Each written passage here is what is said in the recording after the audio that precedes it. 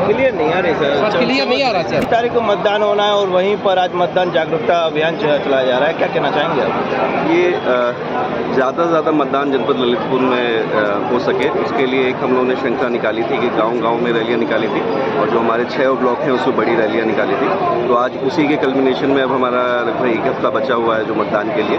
उसके लिए आज जिले हेडक्वार्टर पे जो सबसे बड़ी रैली हम लोग करके आज उसका समापन कर रहे हैं और लोगों से अपील कर रहे हैं कि हमारा जो 72% का मतदान 2019 के लोकसभा चुनाव में रहा था, उसका भी रिकॉर्ड तोड़ के ललितपुर जनपद पूरे प्रदेश में नंबर 1 पर रहे, ज़्यादा से ज़्यादा मतदान करने में।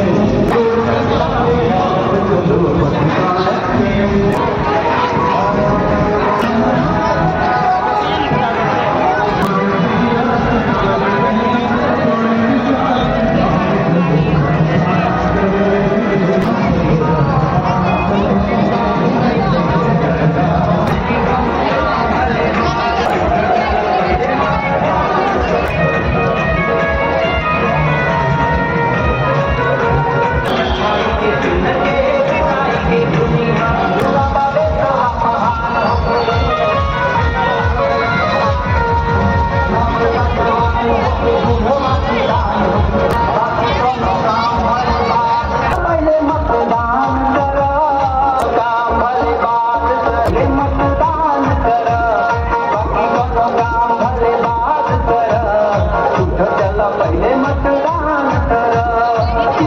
करा।